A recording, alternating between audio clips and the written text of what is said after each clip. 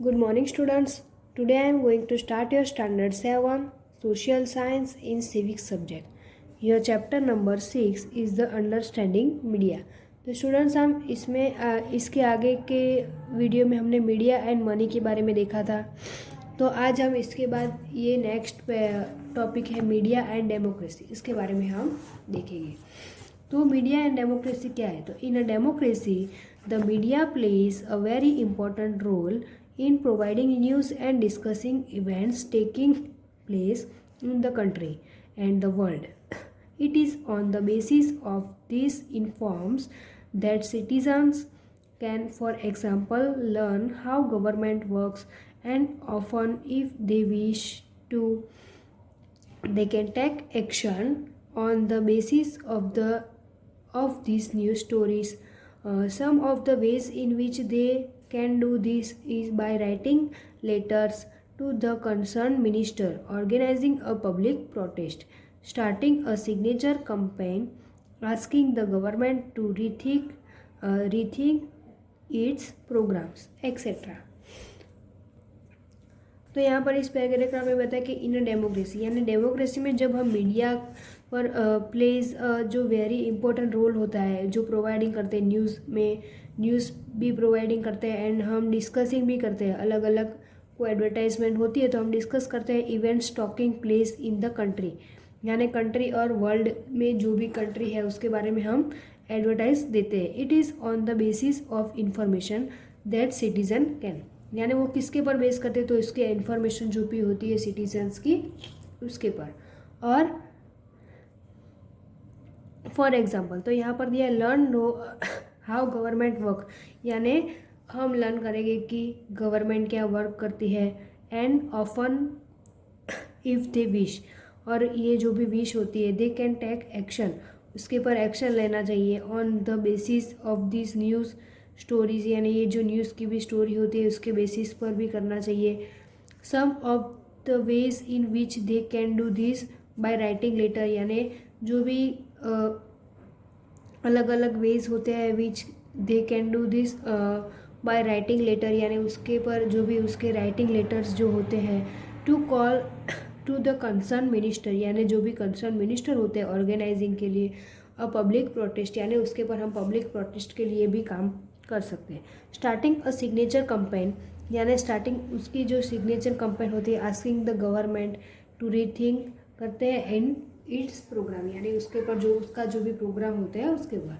Given the role that the media plays in providing information, it is important that the information be balance.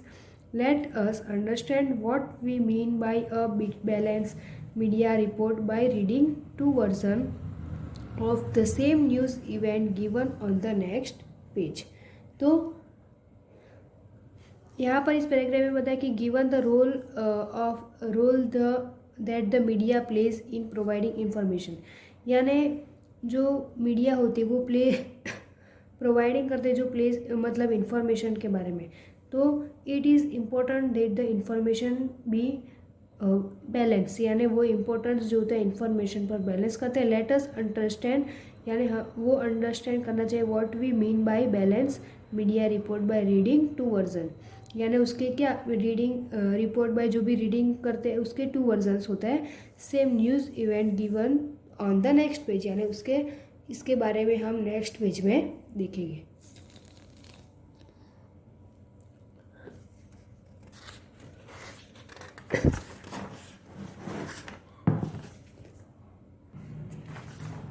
तो students यहाँ पर बताया कि crack down on polluting factories, यानी जो polluting factory उसके ऊपर जो भी क्रैक डाउन हुए, protesters block roads and dispute traffic, यानी जो ब्लॉक रोड्स जो होते हैं और डिस्प्यूट ट्रैफिक जो भी होती है उसके बारे में।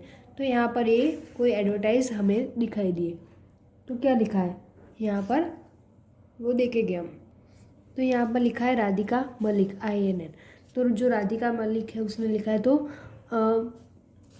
violent protest by owners and workers brought the city to a standstill.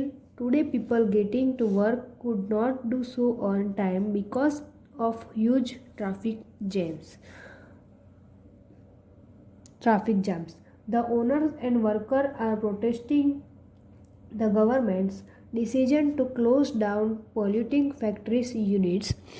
Although the government did take this decision rather hastily, the protesters have known for quite some time that their units are not legal.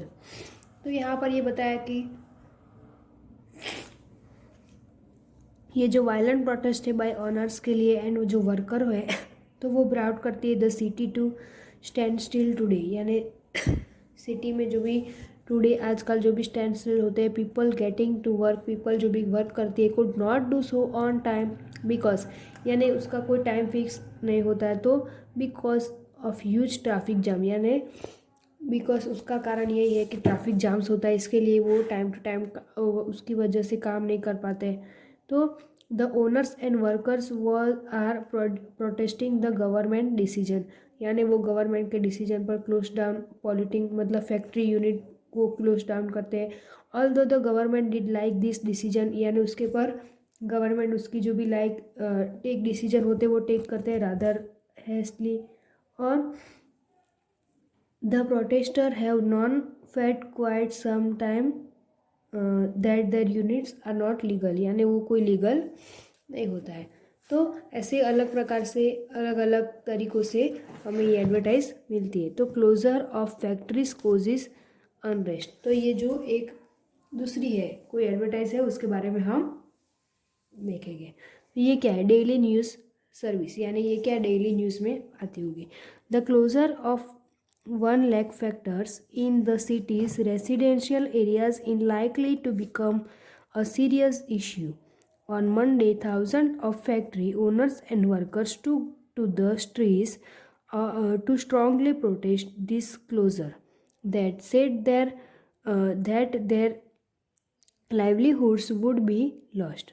They say that the fault lies with the municipal corporation because it continue to issue licenses. There were adequate relocation efforts. The owners and workers plan one day city burned to protest against this closure, Mr. Sana, one of the factory owners, said.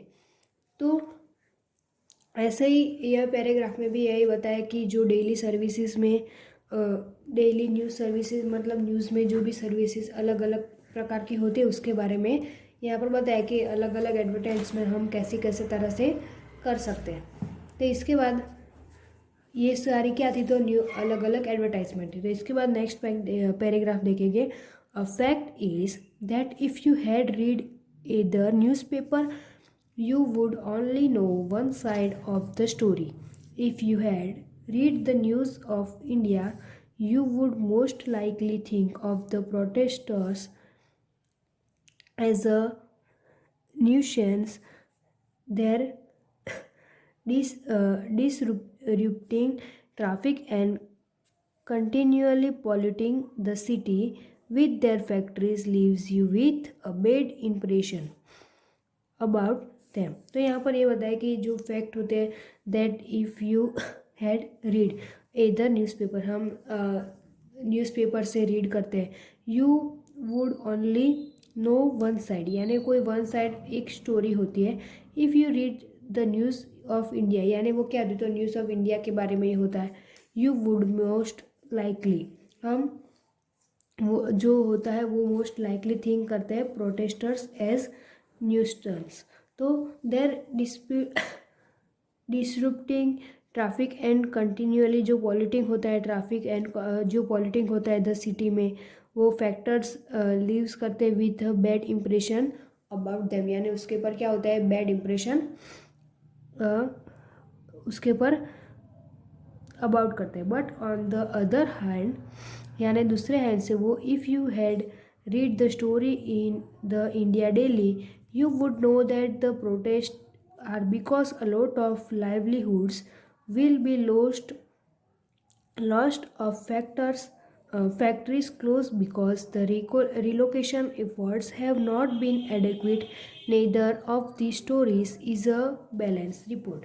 A balanced report is one that the discusses all points of view of a particular story and then leaves it to the readers to make up their minds.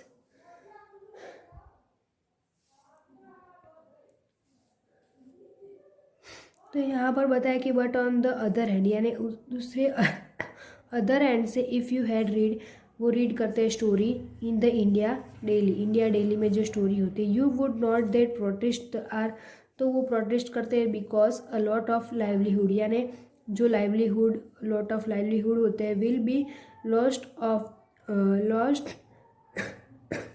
If the factories close, यानी वो क्या करते हैं तो factory close करते हैं because the relocation efforts have not adequate, यानी जो रिलोकेशन करते वो इफ़र्ट्स ऐसे एडवोकेट नहीं करते हैं क्योंकि नेदर ऑफ दी स्टोरीज, यानी जो स्टोरी वो लोग रीड करते इज़ अ बैलेंस रिपोर्ट, यानी वो क्या है तो बैलेंस रिपोर्ट के लिए होते हैं।